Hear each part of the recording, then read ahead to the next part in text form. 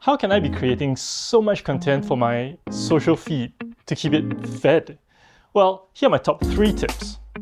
The first, think of the top 10 questions or problems that your target market have and write them down on a list. Those are already the 10 things that you can create content for. And when you get to the end, find the next 10 things that you always get asked or problems that you know your customers always have. Once you've got 20 to 30 questions or issues that you can answer, you probably have about 2 or 3 months of content to use depending on your content strategy. And when you get to the end, go back to the beginning and find different ways of saying the same thing again. The reason why this works is because in a social media situation, not everyone in your feed will see all your content that you put out. In fact, you probably only see 50% or less of it. So you always need to repeat your content over and over again so that eventually your target market will see all of it. Now, tip 2, it expands on tip 1. Can you further break down these topics into subtopics? For example, an example from a real client. The top question that they have is, how much do their hampers cost? Instead of answering the question in a generic fashion where you talk about how each hamper is bespoke and the price range is from $50 to $250, let's break it down into smaller answers in price ranges. For example, there'll be clients who will need to send hampers and for various reasons won't want to afford anything more than, say, $50. So create a video that will specifically talk to people who only want to spend $50 or less on a hamper. The key thing is to have a strong hook for clients at this price point.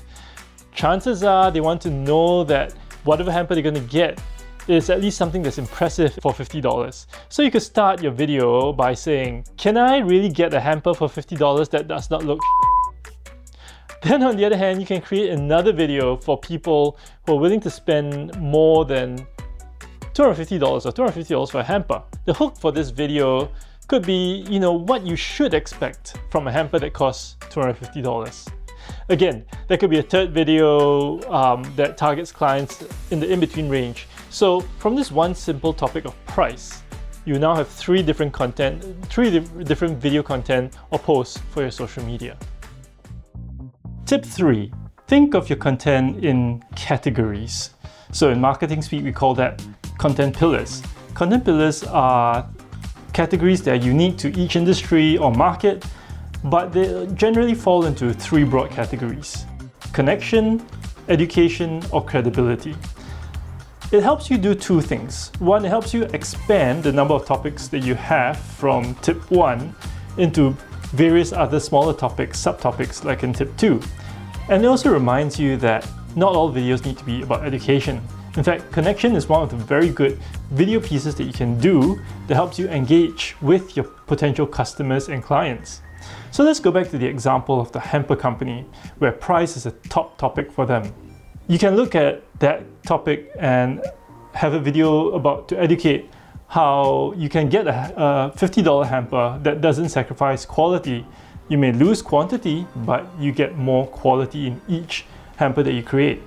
Or you can look at it from a credibility point of view where you can explain someone bought a $50 hamper to thank a client of theirs, and from that one little hamper they scored an extra contract that was 2 times more than the original value of the first contract.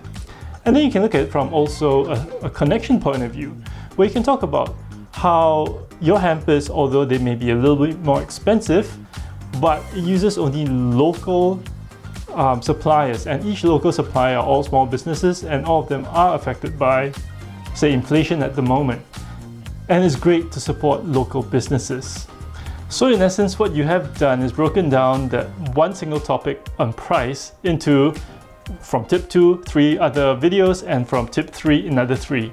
So if you have 10 topics already from your list, you're talking about having 60 different possible content videos just from a quick list of 10 questions. I hope you found these 3 top tips on how to generate lots of content for your social media posts. And if you do find it useful, please subscribe to the channel and like this video, and I'll urge you to also have a read of the description and find out how I can help you create more effective marketing videos.